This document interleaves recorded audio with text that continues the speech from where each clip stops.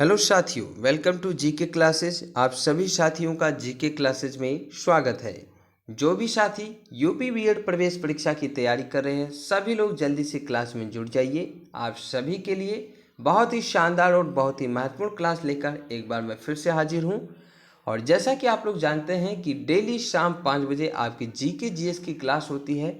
और इस क्लास में हम लोग अभी जो भी आपका सेशन चल रहा है, इस सेशन में हम लोग मोस्ट इम्पोर्टेंट एक्सपेक्टेड क्वेश्चन को डिस्कस कर रहे हैं, जो आपकी परीक्षाओं के लिए काफ़ी महत्वपूर्ण है। तो बहुत ही महत्वपूर्ण क्लास है, आप क्लास में बने रहिए। क्लास को शुरू से लेकर अंत तक जरूर देखिएगा। तो जो भी साथी चैनल पे नए आते हैं, सबसे पहले आप चैनल को सब्सक्राइब कर लीजिएगा, बेल आइकन को प्रेस कर दीजिएगा, ताकि न्यू और लेटेस्ट अपडेट आपको समय के अनुसार मिलता रहे। इसके अलावा आप हमारे टेलीग्राम चैनल को ज्वाइन कर सकते हैं, लिंक आपको वीडियो के डिस्क्रिप्शन बॉक्स में मिल जाएगा। क्लास अगर आपको पसंद आए तो क्लास को लाइक कर दीजिए, अपने सभी दोस्तों में शेयर कर दीजिए और कमेंट बॉक्स में कमेंट करके ज़रूर बताइएगा कि क्लास आपको कैसा लगा। तो चलिए आज की इस क्लास की शुरुआत करते हैं और बात करते हैं प्रश्न नंबर 1 की। तो प्रश्न नंबर 1 है कि किसको भारत में हरित क्रांति का जनक माना जाता है। ए है डॉक्टर वर्गीज कुरियन को, बी है एम.एस. स्वामीनाथन को, सी है सी.डी. देशमुख को, डी है इनमें से कोई नहीं। तो इस प्रश्न का सही जवाब हो जाएगा option number B, M S. Swaminathan को। एम.एस. स्वामीनाथन पौधों के जेनेटिक वैज्ञानिक थे, जिन्हें भारत की हरित क्रांति का जनक माना जाता है। और इन्होंने 1996 में यानी 1966 में मैक्सिको के बीजों को पंजाब की घरेलू किस्मों के साथ मिश्रित करके उच्च उत्पादकता वाले हाइब्रिड बीज विकसित किए थे। गेहूं के हाइब्रिड बीजों को विकसित किया था इन्होंने 1966 में। 1972 में भारत सरकार ने इन्हें पद्म भूषण से सम्मानित किया था। तो 1972 में इनको पद्म भूषण दिया गया था भारत सरकार के द्वारा। ठीक है, तो option B is right answer. बात करते हैं अगले प्रश्न की। प्रश्न नंबर 2 कहता है कि जस्टिन ट्रूडो, जिन्होंने फरवरी 2018 में भारत की यात्रा की, प्रधानमंत्री हैं। आपसे पूछा गया है कि जस्टिन ट्रूडो जिन्होंने 2018 में भारत की यात्रा की थी, वो किस देश के प्रधानमंत्री हैं। ए है कनाडा के, बी है स्पेन के, सी है इटली के, डी है फ्रांस के। तो सही जवाब हो जाएगा option number A, Canada. Canada के ये प्रधानमंत्री हैं जस्टिन ट्रूडो, जो कि 46 वर्षीय कनाडा के राजनेता हैं। और इनका जो संबंध है वो लिबरल पार्टी से है और कनाडा के प्रधानमंत्री हैं ये। ठीक है, जस्टिन कनाडा के 15वें प्रधानमंत्री पियर ट्रूडो के ज्येष्ठ पुत्र हैं ये। और यानी कहने का मतलब जो जस्टिन ट्रूडो हैं, इनके पिताजी जो थे वो कनाडा के 15वें प्रधानमंत्री थे, जिनका नाम था पियर ट्रूडो। और इन्होंने फरवरी 2018 में भारत की यात्रा की थी। ठीक है, तो option number A is right answer. चलिए बात करते हैं प्रश्न नंबर 3 की। प्रश्न नंबर 3 कह रहा है कि निम्न में से कौन सा नाटक विलियम शेक्सपियर द्वारा नहीं लिखा गया है। ए है जूलियस सीजर, बी है हैमलेट, सी है arms and the man and D है एज यू लाइक इट। तो इसका सही जवाब हो जाएगा option number C, arms and the man. देखिए, Julius Caesar, Hamlet and as you like it, ये जो तीनों नाटक हैं ये शेक्सपियर के द्वारा रचित हैं। जबकि आर्म्स एंड द मैन, ये जो लेखक हैं इसके, ये हैं चार्ल्स बर्नार्ड शो, है ना। तो ये जो आपका आर्म्स एंड द मैन नाटक है, ये चार्ल्स बर्नार्ड शो द्वारा रचित नाटक है और ये एक हास्य नाटक है। इसमें प्रेम तथा युद्ध की समानता को दर्शाया गया है। तो option number C is right answer. बात करें प्रश्न नंबर 4 की। तो प्रश्न नंबर 4 कह रहा कि राष्ट्रीय प्रतिरक्षा संस्थान स्थित है। ए है चेन्नई में, बी है बम्बई में, सी है नई दिल्ली में, डी है बेंगलुरु में। तो इस क्वेश्चन का सही जवाब हो जाएगा ऑप्शन नंबर सी, नई दिल्ली में। राष्ट्रीय प्रतिरक्षा संस्थान नई दिल्ली में स्थित है। राष्ट्रीय प्रतिरक्षा संस्थान नई दिल्ली में स्थित है और इसकी स्थापना कब की गई थी? तो इसकी स्थापना की गई थी 24 जून 1981 में। 24 जून यानी 24 जून 1981 में। 24 जून 1981 में इसकी स्थापना की गई। राष्ट्रीय प्रतिरक्षा संस्थान जैव प्रौद्योगिकी विभाग के अंतर्गत प्रतिरक्षा शोध संबंधित कार्य किया जाता है। तो option C is right answer. बात करें क्वेश्चन नंबर 5 की। क्वेश्चन नंबर 5 कह रहा है कि 2020 यानी 2020 में ग्रीष्मकालीन ओलंपिक खेलों का आयोजन किस देश में किया जाएगा, यानी किस देश में किया गया? 2020 में ग्रीष्मकालीन ओलंपिक खेलों का आयोजन किस देश में किया गया? ऑप्शन ए है जापान में, ऑप्शन बी है स्पेन में, ऑप्शन सी है चीन में, ऑप्शन डी है दक्षिण कोरिया में। तो इस प्रश्न का सही जवाब होगा ऑप्शन नंबर ए, जापान में। 2020 में ग्रीष्मकालीन ओलंपिक खेलों का आयोजन जापान की राजधानी टोक्यो में किया गया था। ठीक है, और यह आयोजन जो था ये 24 जुलाई से लेकर 9 अगस्त तक आयोजित किया गया था और 56 वर्षों पश्चात जापान में ओलंपिक खेलों का आयोजन किया गया था। तो चलिए बात करते हैं प्रश्न नंबर 6 की। प्रश्न नंबर 6 कह रहा है कि निम्न में से कौन सा सही सुमेलित नहीं है? निम्नलिखित में से कौन सा सही सुमेलित नहीं है? ए है रिंगवर्म फंजाई, बी है मलेरिया प्रोटोजोआ, सी है कोलेरा बैक्टीरिया एंड डी है एनीमिया विटामिन की कमी। तो इस प्रश्न का सही जवाब हो जाएगा option number D, anaemia vitamin की कमी। ये आपका गलत है, बाकी तीनों आपके सही हैं। ठीक है, याद रहेगा आप लोगों को। तो देखिए रिंग वर्म जो है ये आपकी फंजाई के वजह से होती है। रिंग वर्म या त्वचा जिसे कहते हैं, त्वचा पर खाज करने वाले चकते या कवक या फंजाई के कारण होते हैं। मलेरिया आपके प्रोटोजोआ के कारण होता है। कोलेरा आपके जीवाणुओं अर्थात बैक्टीरियों के द्वारा होता है। और बात करें एनीमिया की, तो एनीमिया जो है ये लौह तत्व की कमी के कारण होता है। लौह तत्व की कमी के कारण एनीमिया रोग होता है। तो ये विटामिन की कमी से नहीं होता है, बल्कि ये लौह तत्व की कमी से होता है। तो option D is right answer. चलिए बात करते हैं प्रश्न नंबर 7 की। क्लास को लाइक शेयर कर दीजिए आप लोग सभी साथी क्लास को लाइक कर दें, शेयर कर दें और ज़्यादा से ज़्यादा संख्या में लोगों को जोड़िए। तो चलिए बात करते हैं प्रश्न नंबर 7 की कि निम्न में से कौन सा राज्य हड़प नीति से संबंधित है? निम्न में से कौन सा राज्य हड़प नीति से संबंधित है? ए है लॉर्ड रिपन, बी है लॉर्ड मिंटो, सी है लॉर्ड कर्जन, डी है लॉर्ड डलहौजी। तो ये बताना है आपको कि निम्न में से कौन राज्य हड़प नीति से संबंधित है।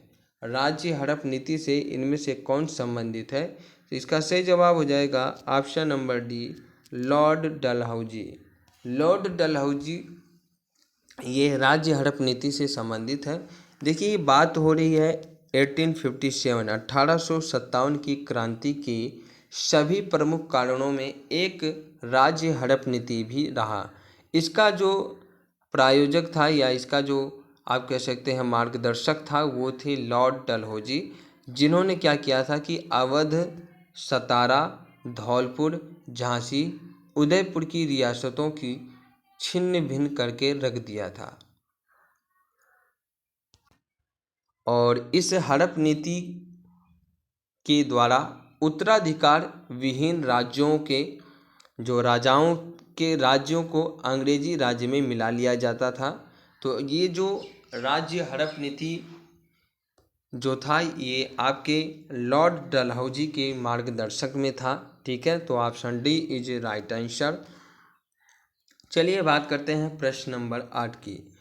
प्रश्न नंबर 8 कहता है कि निम्न में से कौन सा इनपुट डिवाइस नहीं है। आपको बताना है कि इनमें से इनपुट डिवाइस कौन सा नहीं है। ए है कैमरा, बी है प्रिंटर, सी है कीबोर्ड, डी है माउस। और इस प्रश्न का सही जवाब हो जाएगा option number B, printer. Printer एक आउटपुट डिवाइस है, आउटपुट डिवाइस है। ठीक है, देखिए वे डिवाइस जो कंप्यूटर को निर्देश देते हैं वे सभी आपके इनपुट होते हैं, जैसे आपका कैमरा हो गया, कीबोर्ड हो गया, माउस हो गया। लेकिन वे डिवाइस जो कंप्यूटर से सिंगल को हमें देते हैं, या कंप्यूटर से जो भी इंफॉर्मेशन होती है जो हमें मिलता है ना, आउटपुट के माध्यम से, उसे हम लोग आउटपुट डिवाइस कहते हैं। तो प्रिंटर एक आपका आउटपुट डिवाइस है। चलिए बात करते हैं प्रश्न नंबर 9 की। प्रश्न नंबर 9 कहता है कि हिंदी पिक्चर फिल्म पद्मावत किस लेखक की रचना पर आधारित है। हिंदी पिक्चर फिल्म पद्मावत जो है ये किस लेखक की रचना पर आधारित है।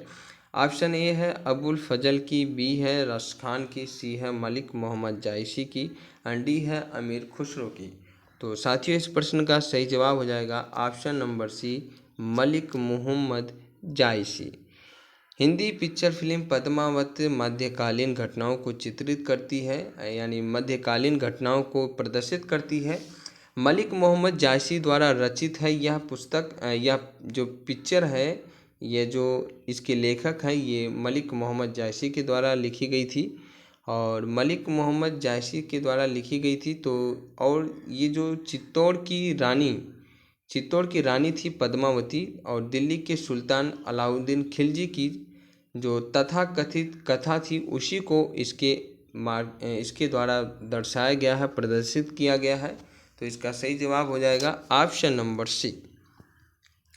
बात करें प्रश्न नंबर 10 की। प्रश्न नंबर 10 कहता है कि सोमनाथ मंदिर पर आक्रमण किया गया था। ए है मोहम्मद बिन कसीम ने, सी है इल्तुतमिश ने, एंड डी है मोहम्मद गौरी ने, सी है मोहम्मद गौरी ने, एंड डी है महमूद गजनवी ने। तो बताइए इस प्रश्न का सही जवाब क्या हो जाएगा। तो इसका सही जवाब होगा option number D, Mahmud Ghaznavi ने। सोमनाथ मंदिर पर आक्रमण महमूद गजनवी ने कराया था। ठीक है, महमूद गजनवी अफगानिस्तान के गजनी राज्य का शासक था, जिसने धन की चाह में भारत पर 17 बार आक्रमण किया था। 1024 ईस्वी में उसने अपनी सेना के साथ सोमनाथ मंदिर पर आक्रमण किया था। ठीक है, यहाँ 25,000 श्रद्धालुओं की हत्या कर दी गई थी और भयंकर लूटपाट, बहुत ही भयंकर यहाँ पे लूटपाट हुआ था। और लूटपाट के बाद में गजनवी कच्छ के रण से वापस जाने के लिए निकल पड़ा था। तो option D is right answer. बात करें प्रश्न नंबर 11 की। सांख्य दर्शन का प्रतिपादक किसे माना गया है। ए पतंजलि को, बी वाल्मीकि को, सी कपिल को, डी है गौतम को। सही जवाब होगा ऑप्शन नंबर सी, कपिल मुनि को, यानी कपिल को। सांख्य दर्शन का प्रतिपादक कपिल को माना गया है ना, कपिल मुनि को। अब देखिए भारतीय दर्शन के 6 प्रकारों में से जो सांख्य भी एक प्रकार का दर्शन है, जो प्राचीन काल में बहुत ही लोकप्रिय तथा प्रचलित रहा है। इसके प्रतिपादक जो थे, यानी इसके जो आप कह सकते हैं जो इसके लेखक थे, जो वो उनका नाम जो था वो था कपिल मुनि। और यह अद्वैत वेदांत से सर्वथा विपरीत मान्यता रखने वाला दर्शन था। तो option C is right answer. बात करते हैं प्रश्न नंबर 12 की।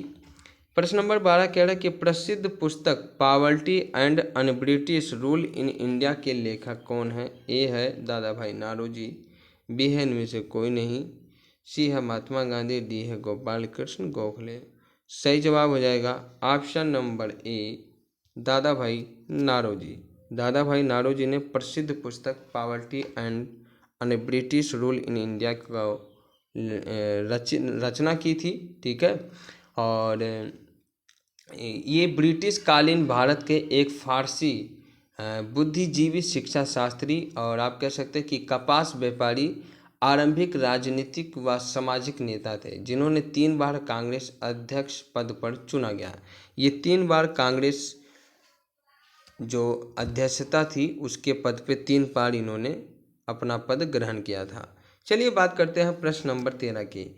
निम्न में से कौन प्रसिद्ध हिंदी पत्रिका सरस्वती के संपादक रहे हैं?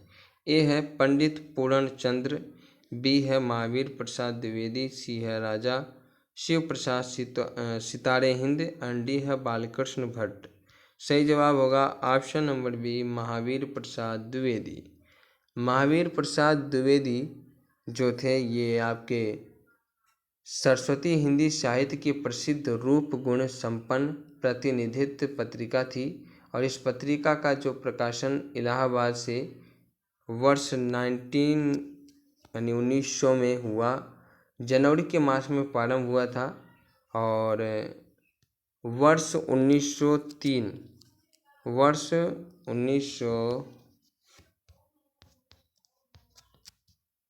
1903 में महावीर प्रसाद द्विवेदी इसके संस्थापक हुए, और वर्ष 1920 तक इन्होंने संस्थापक के पद पर कार्य किया।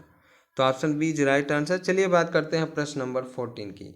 मदर पुस्तक किसने लिखी थी? ए है बेन जॉनसन ने, बी है ऑस्कर वाइल्डे ने, एंड सी है टी.एस. एलियट ने, एंड डी है मैक्सिको गोर्की ने। सही जवाब होगा option number D, Mexico Gorky ने। मैक्सिको गोर्की ने मदर पुस्तक लिखी थी, और मैक्सिकम गोर्की ने समाजवादी यथार्थता नामक साहित्यिक परिभाषा की जो है इन्होंने स्थापना की थी, और 1906 यानी 1906 से लेकर 1913 तक, और फिर 1921 से लेकर 1929 तक ये रूस से निष्कासित रही हैं, इनको रूस से निकाल दिया गया था। तो option D is right answer. देखिए क्लास को लाइक शेयर करते रहिए आप लोग, क्लास को लाइक शेयर नहीं करते तो कोई मज़ा नहीं आता है ना, क्लास को लाइक शेयर कर दीजिए। आखिरी प्रश्न है क्वेश्चन नंबर 15, वस्तु एवं सेवा कर यानी जीएसटी जो है ये भारत में लागू कब किया गया था? ये आपसे पूछ रहा, बहुत ही महत्वपूर्ण प्रश्न है, बहुत ही इम्पोर्टेंट क्वेश्चन है। ए है 1 जुलाई 2017, बी है 1 सितंबर 2017, सी है 1 जनवरी 2017, डी है 1 अप्रैल 2017। तो आई थिंक इसका राइट आंसर हो जाएगा ऑप्शन नंबर ए, 1 जुलाई 2017। 1 जुलाई 2017 को वस्तु व सेवा कर जीएसटी भारत में लागू किया गया। यह एक देश एक कर के सिद्धांत पर कार्य करने वाली दर है, और इस कर के 5 स्तर होते हैं। तो option number A is right answer. तो दोस्तों आज की इस क्लास में हम लोगों ने जीके जीएस के 15 महत्वपूर्ण प्रश्नों को डिस्कस किया, जो आपके एग्ज़ाम के लिए काफ़ी महत्वपूर्ण है। तो अगर आपको क्लास पसंद आई हो तो क्लास को लाइक कर दीजिए, शेयर कर दीजिए, और चैनल को ज़रूर सब्सक्राइब कर दीजिए। इसी प्रकार के और भी वीडियो देखने के लिए हमारे चैनल को आज ही ज्वाइन कीजिए और अपनी तैयारी करते रहिए। तो आज की इस क्लास को यही समाप्त करते हैं, कुछ और महत्वपूर्ण प्रश्नों के साथ मिलते हैं अगली क्लास में। तब तक के लिए आप सभी साथियों का बहुत बहुत धन्यवाद। Thank you for watching. जय हिंद, जय भारत।